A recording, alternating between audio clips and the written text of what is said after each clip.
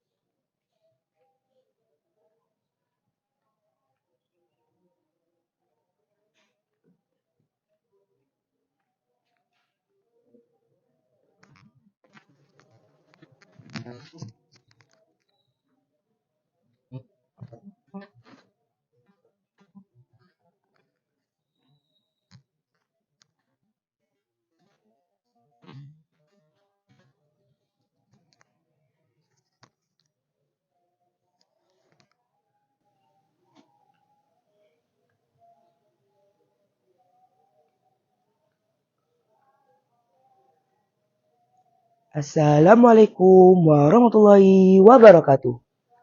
Perkenalkan, kami dari Angkatan 16 Pondok Pesantren Al-Qanaah akan menceritakan tentang kisah Islami, yakni Raja Korun.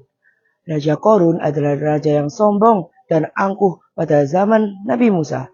Yuk simak kisah berikut.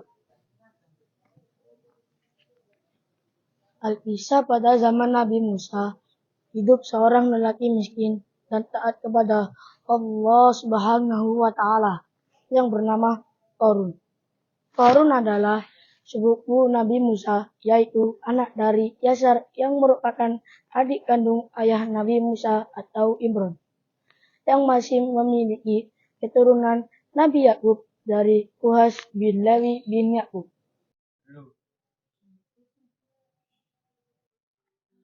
Korun pada masa itu sempat dijuluki sebagai Munawir karena keindahan suaranya dalam membaca kitab Taurat.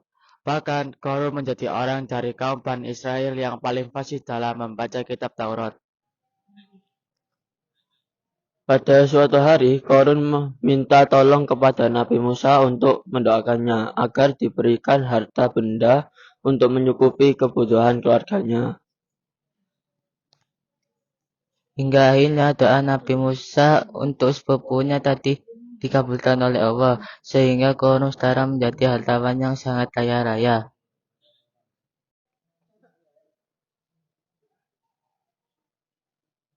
Tetapi hal itu membuat Korun menjadi pribadi yang lebih buruk. Korun yang dulunya taat ibadah, namun sekarang perlahan mulai menjauh dari Tuhan. Sikapnya yang lebih angkuh juga sombong.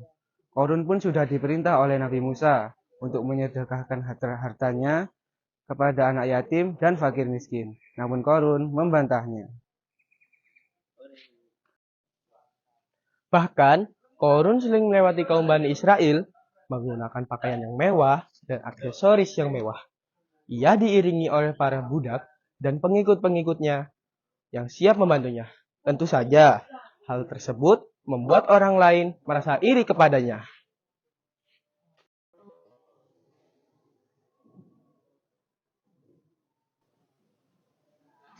Banyak orang soleh yang telah mengingatkannya agar tidak terlalu berlebihan dengan hartanya.